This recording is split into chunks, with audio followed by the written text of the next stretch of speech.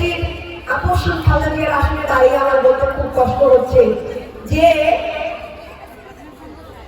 এতগুলো ঘটনা ঘটলো যে আমাদের নারীদের হিজাব থেকে খুলে ফেললো, এতগুলো ঘটনা ঘটলো, কান টেনেছিল।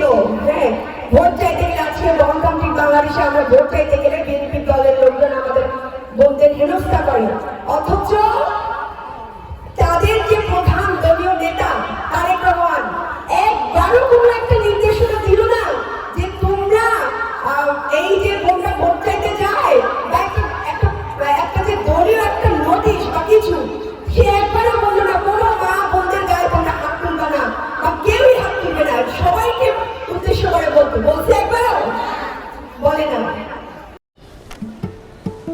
কি বুকে বাংলাদেশ আর হাতে বিদেশি? এই যে হোয়াইট প্লাস প্রো সেনসিটিভ স্কয়ারের। তাইলে যিনি তারেক রহমান এত বড় নেতা, যিনি তার দলীয় নেতা কর্মীদেরকে সামলাইতে পারে না, তাদেরকে কন্ট্রোলে আনতে পারে না, তিনি দেশের কি কন্ট্রোল করবেন? পারবেন? পারবেন না। তার ফ্যামিলি কার্ডে আমরা কি করব? আমরা যদি রাস্তাঘাটে সুন্দরভাবে নাই হাঁটতে পারি তাদের দলীয় গুন্ডাদের জন্য, ছাত্রদলের সন্ত্রাসীদের জন্য, তাহলে তার ফ্যামিলি কার্ডে আমরা কি করব? ওইরকম ফ্যামিলি কার্ড আমরা চাই না। আপনারা চান না? তোমরা আমরা কি চাই?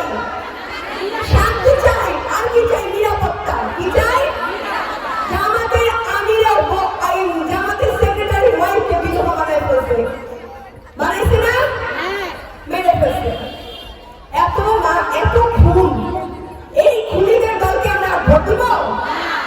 আমরা নারীরা ভোট দিব না। 51% নারী আমরা। আমরা যেদিকে যাব দেশ ইনশাআল্লাহ সেই দিকে যাবে, তাই না? আজকে অনেকেই বলেন যে আপনি এভাবে সরাসরি কথা বলেন, আপনার তো আপনারা তো যে কোনো সময় মেরে ফেলবেন। আল্লাহ আছেন, আল্লাহ আছেন না? আপনাদের দোয়া আছে না?